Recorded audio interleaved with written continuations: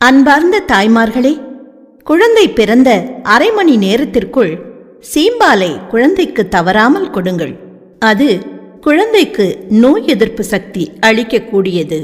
பிறந்த குழந்தைக்கு 6 மாதங்கள் வரை தொடர்ந்து தாய்ப்பால் மட்டும்தான் தர வேண்டும்.